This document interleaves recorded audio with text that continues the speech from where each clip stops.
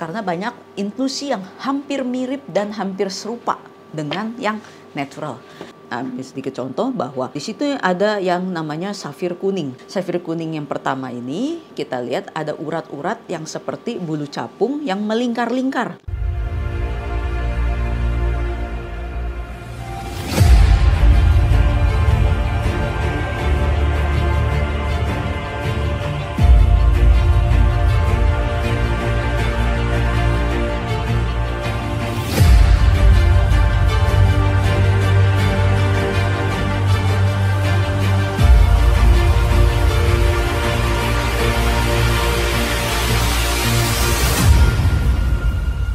Di konten kali ini saya ingin berbagi tips sedikit. Ada batu kuning ya, setelah kita periksa batu ini sudah masuk ke kategori safir ya.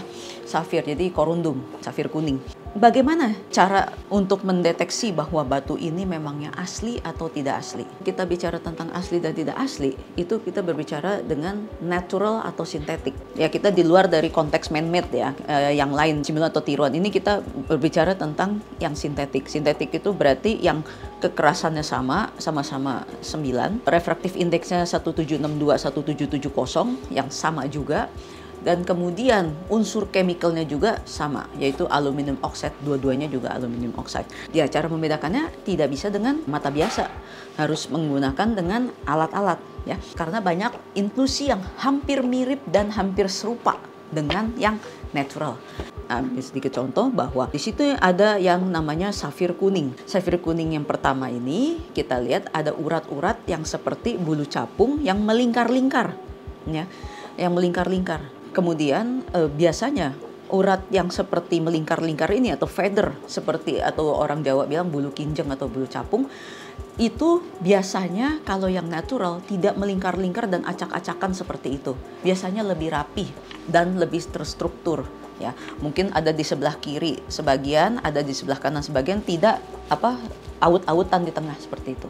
Nah, kemudian ada lagi batu yang kedua, saya ambil contoh. Di situ ada batu safir kuning juga yang uratnya biasanya yang saya bilang terstruktur itu, ada satu di kiri, kemudian ada kristal-kristalnya lagi. Nah, itu baru kita lihat ini adalah yang natural.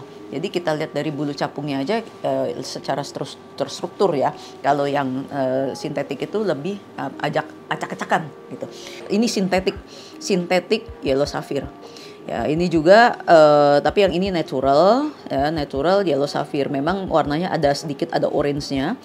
Tapi yang kuning biasa juga seperti yang ini juga banyak. Cuma kita yang lagi mau kita bicarakan adalah inklusi yang mirip dengan yang yang membedakan dengan yang natural dengan yang sintetik. Oke, tadi kita sudah lihat ada contohnya di bawah mikroskop. Ini saya ada kasih tips sedikit ya. Jadi batu jangan hanya dinilai berdasarkan penampilan.